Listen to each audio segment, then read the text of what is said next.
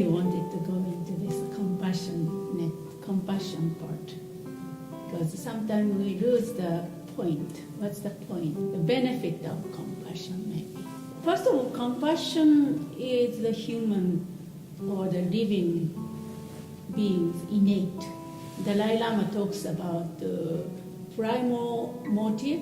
Everybody living, no matter how fierce animals, they are like a vicious animal, they have this innate quality, which is a caring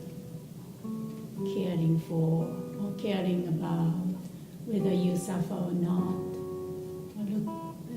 Everybody wants happiness. Everybody or every being don't want suffering or pain. No? Correct. Yeah. Just the actions sometimes often does not accord with the innate qualities. So that's the place I think spiritual practice has to come in. How we can connect with this innate compassionate, loving qualities, then how that's manifests as a behavior and the emotion. So for that, we have to have some practice and conscious awareness. For example, self-reflection and regulate the emotion. So if we don't have that, then, for example, like animals, like a vicious animal, they want, like exactly same like us, right? Want to have happiness, don't want suffering. But their behavior is just because they want to have, then eat, predators, or they fight But as a human being, we have a capability of cultivation. We can cultivate our heart, cultivate our mind. So that's why this kind of some kind of spiritual practice doesn't need to be this way, but some kind of discipline or cultivation need in order to find the genuine happiness. So it doesn't not necessarily religious at all. We don't need to be religious or Buddhist or Christian, but some kind of, that's how I feel. So we are talking about compassion is innate, each of us. Then compassion has a tremendous benefit in health, not only mental health, physical health. Nowadays, they are scientifically started to prove that. Like they put all this stuff in there, and, then prove it physically changes, physiological change through cultivating the compassion. And also third one, I did a little bit of homework because there are so many benefits of compassion, so I cannot list up. Third one, the point is, as I said, we have a capability of cultivating that ability. We can develop as a human being. We can do something about it. Innate and the tremendous benefit, and then we can do something about it. So that's actually, I thought about it yesterday. I was walking, a little hiking I was doing along the river. What am I doing here, what's the kind of sense of purpose? Each of us has a sense. It doesn't need to be what that purpose is. I don't think that's important. In a sense, we don't need to be a grandiose. It's like sending the thousands of dollars to somebody. No, but each of us have some kind of sense of purpose, which is really keeps us healthy and important. And then compassion comes in. I think compassion that I felt really, whatever it is, based on compassion, then whatever we act, that gives some kind of sense of purpose. So anyway, so the experiment we just did, I want to hear how did that go. My intention was first we get in touch with that calm, try to get rid of or let go of the distraction as much as possible. Then connect it with the heart center. Then what happened? What did you find? What did you notice? Tenderness. Tenderness. That's what I always feel when I Yeah, connect with my heart. Yeah. And I felt it, probably more so as we went on, and I focused on tenderness towards myself, Yeah. towards my back. Yeah. And then even more so when I focused out on my brother Yeah. and his pain. Yeah. Because we have become because we don't have any more like a block. We have we are protecting this inside of us. We have a kind of fear again, so that we protect. Then we are afraid of opening our heart. But once we started to start connecting, start feeling this innateness, then we don't have any more like started this blockage or barricade we have started melt down, so become very vulnerable and just very naked, like it feels like naked, soft.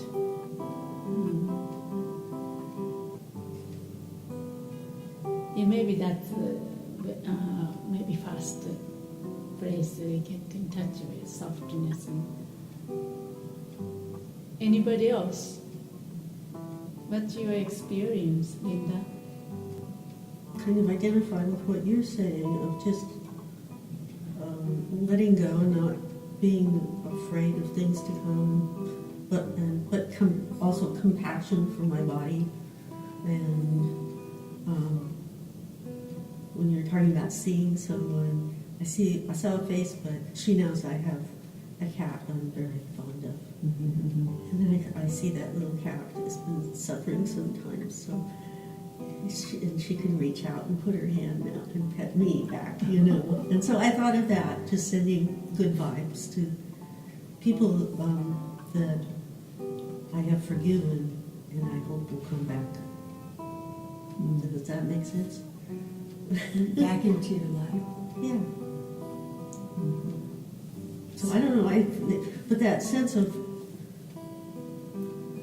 the spiritual in life that we don't feel a lot of the time comes back. I don't know how to say it very well.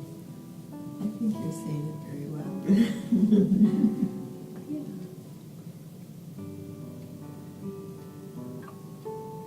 What else? Between the difference between compassion and empathy, like in English we have a word empathy, right? Empathetic, and also compassion. Compassion. In the Buddhist term, compassion has a very specific meaning. It's not the only feeling together, like a compassion feeling. I feel for you, or feel pain for you. Very vulnerable, right? Very soft. But plus aspiration, very courageous aspiration. May you be free from suffering. May you be free from pain. It's very courageous. And so it's aspiration component. But maybe empathy, I don't know, I'm not English speaker. But empathy is more like, I feel for you, and it's just more like, doesn't have that courageous part of it. I don't know. Maybe that might lead to the courageous part. But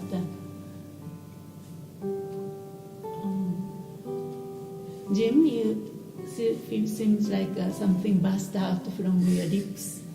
The compassion, empathy. I'm curious about this. Yeah, I don't compassion does seem you say courageous, it seems bigger. I don't know quite. Aspiration, it has an aspiration connotation in Buddhist context. That's what I'm saying. Yeah, in the Buddhist context, we said compassion and love, or loving kindness. So compassion is aspiration to wish for everybody, including oneself, to be free from pain, suffering. That's why we do Tonren. When we inhale, then take the pain of yourself, part of yourself or others, then may I or may you be free from suffering. That's compassion. Then exhale, then may you have happiness, or may you find joy, or to pay attention, compassionate attention, loving attention. So that's I was just talking about.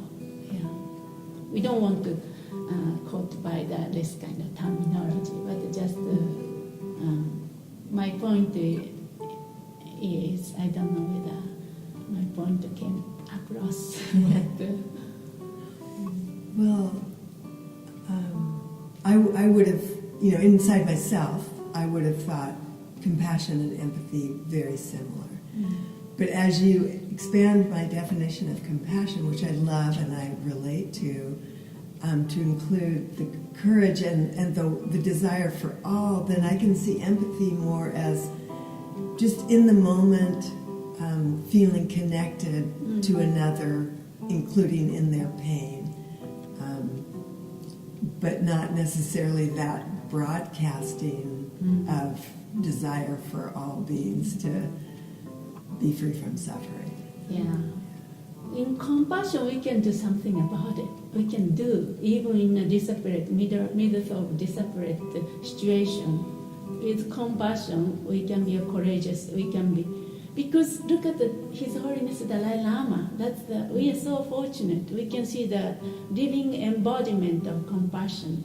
He's the one. If we name somebody who suffered the most in the history, he's the one. And then he radiating all this courageous compassion, and I think because of his cultivation, I don't think that's what he just inherited from his previous reincarnation in a previous kind of past life. He cultivated. Again, this third point I tried to come across, which is we are able to cultivate that ability to be compassionate. We open our heart. So that's the way we can be really courageous, and we can do something about it. Just like this, from here on this, we don't need to go out there and demonstrate or whatever. Just right here now, we can be authentic and courageous and do something about it, world disaster or something. I don't know whether that's your experience or not. And also for that part, the first part, the trying to connect with calm your mind, and then that more soothing part of little necessary. If mind is too distracted, then it's hard. What do you think, Jim? What's your experience? What I'm thinking about are the many paths of people, and I'm looking at the path of a person that may not have a calm mind, but is doing much to help other people. It doesn't, and I'm looking at a person. Well, I'm just looking at different paths. My path right now in my life, actually, much is the calming of the mind, of opening the heart, of learning to have more compassion for myself. Mm-hmm. And I see that, and it hasn't always been that, but I see more, it's that now. I think more with my age and my body and what's going on in my life. And I'm also becoming more solitary, not as social as I've been. And you're talking about the Dalai Lama and his suffering, and I'm sure there are people that have physically suffered more than the Dalai Lama, too. And where they have come with that, it's like, what do we do with that suffering? And I see the Dalai Lama has, at least how I understand this human being, is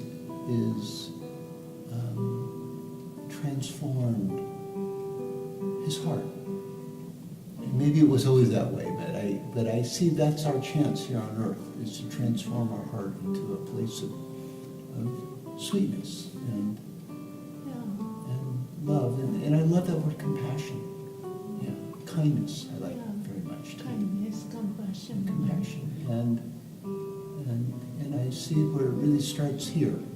Yeah. It can be like, I can pretend out there in the world, but there's something deeper in myself that I feel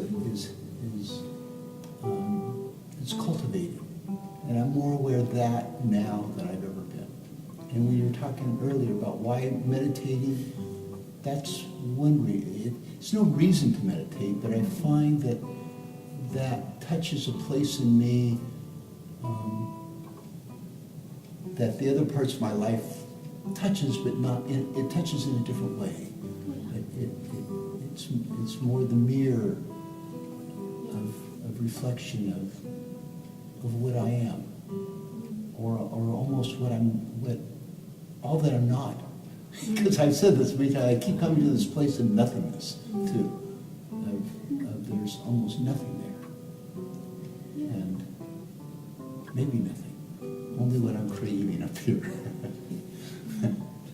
Yeah, Jim, very good point. Well said. Actually, that's very good to start with. If we don't feel pain enough for our own self, ourselves, we cannot feel the pain of others. That's obvious. At the same time, tendency is that in order to escape one's own pain, then try to feel pain of others. So then sometimes exhausted, to try to help others.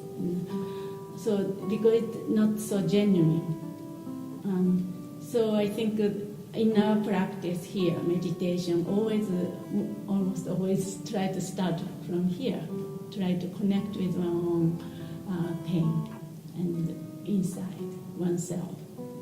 And then all these other things naturally comes. If you really feel your pain enough, then you feel somebody. Just start with somebody who's similar to you. Like when I had my son died, I felt, of course, pain. Then first thing I did was all the big million people who lost the dear one. I feel way much more intimate, felt the pain.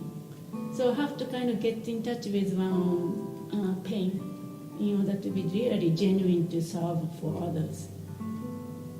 So I don't know, in the West sometimes serving others is very important, on purpose of like serving others. And then at the same time, kind of this self-compassion or self-compassion, like loving to oneself. That part is kind of underutilized. Yeah, underutilized or kind of, Underrepresented. or the story, right?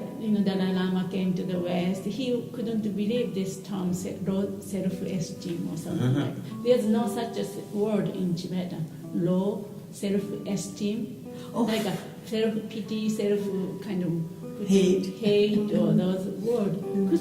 Why?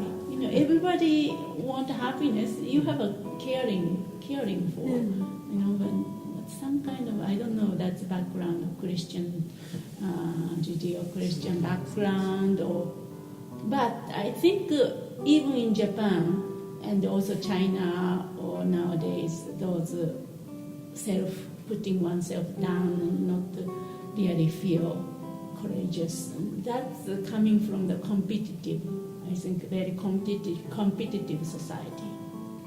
Judgmental, competitive. So now I think it's time for us those are not useful anymore. Doesn't protect us any longer. Not ourselves, the world. Those kind of paradigm is not work anymore. I just want to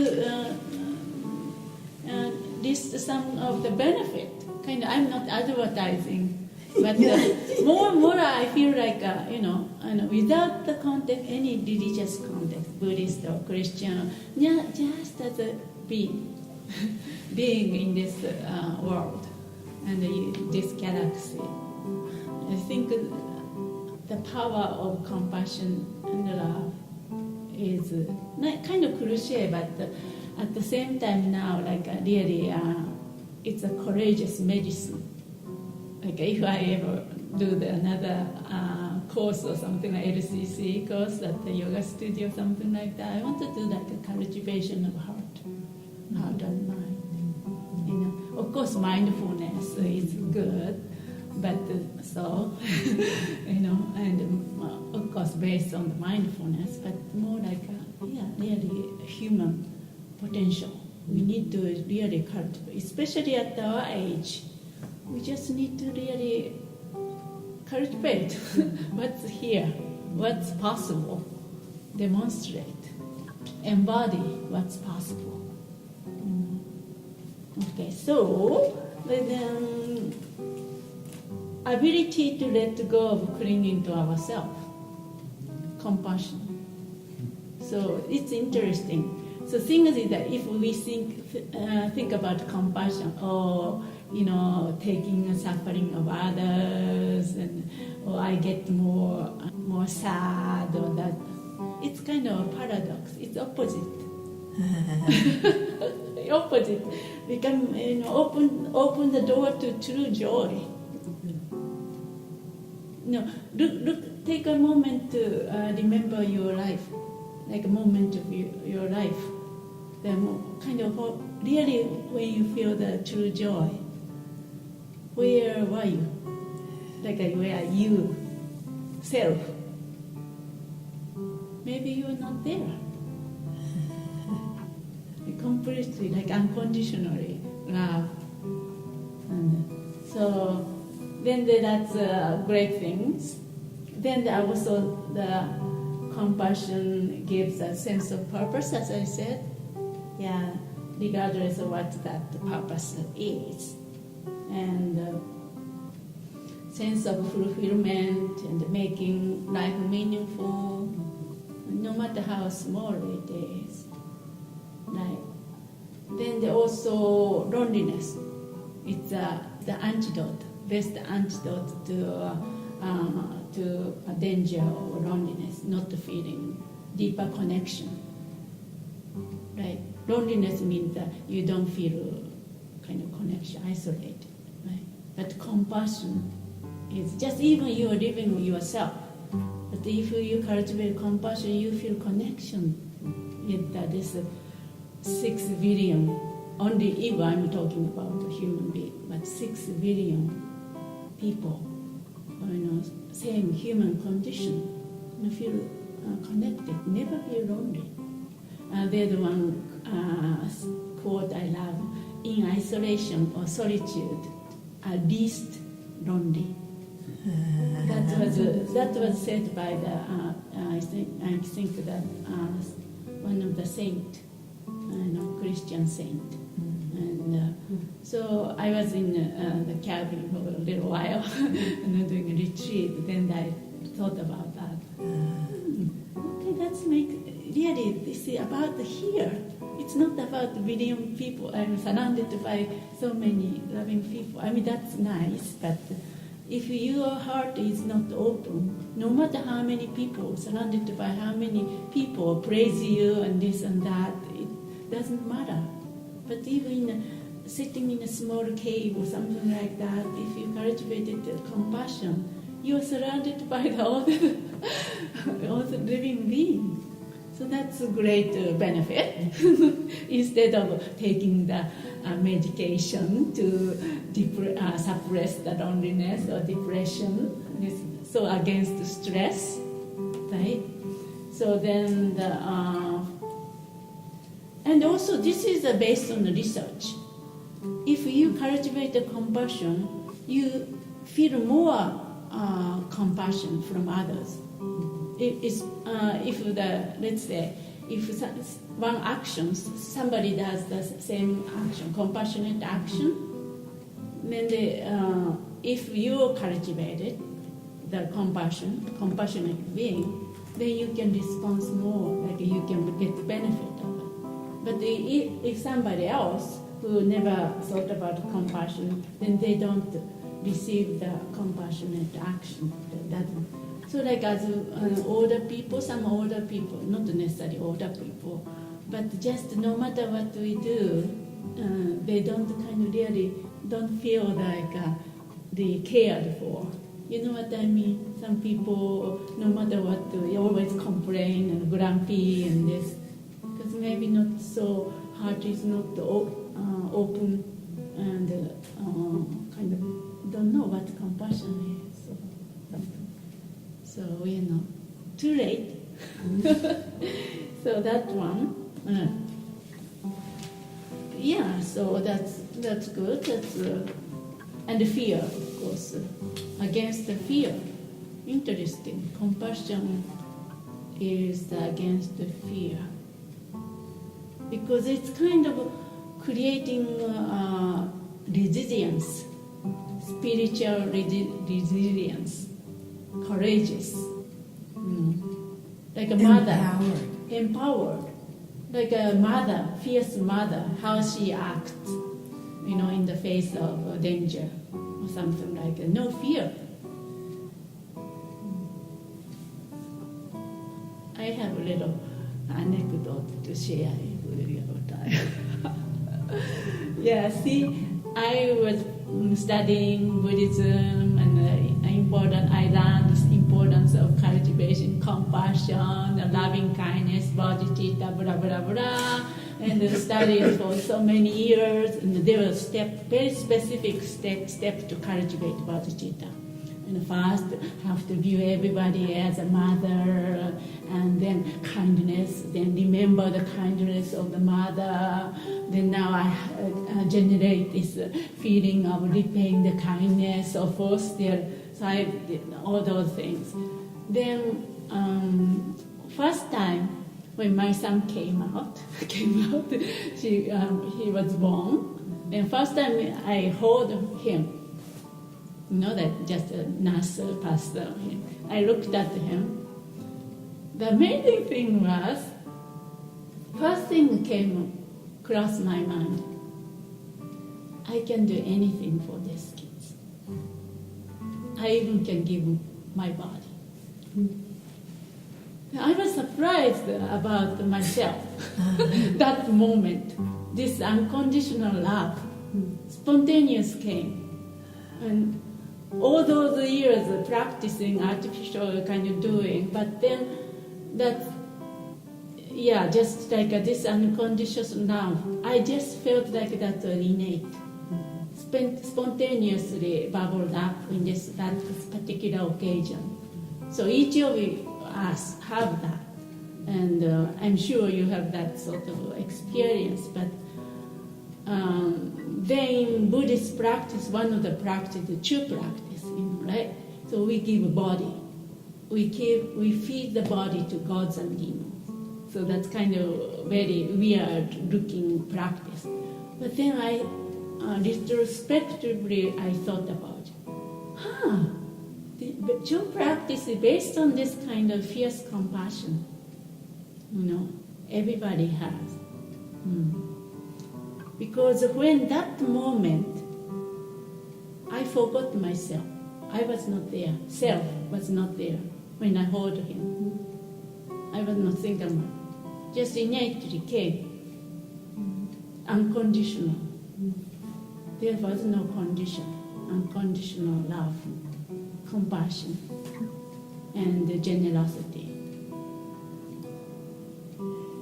And even though it is innate in all of us, not every mother feels that. Not every mother can feel that because of their own distress or patterns. So to me, all your practice before that laid the groundwork such that you could feel the innate compassion rise in that moment in a whole new way. Some mothers cannot bond with their children. They're not even connected. Yeah, everybody had these conditions, quite a bit of things, obscuration and this and that. But It's still there. Yeah, still there. They just can't access it. Yeah. So that's what one of my point was that we can cultivate. We can, but cultivate means just letting go of this obscuration as much as possible.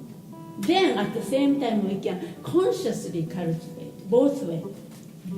Get rid of that, cleaning up, and also cultivate. Like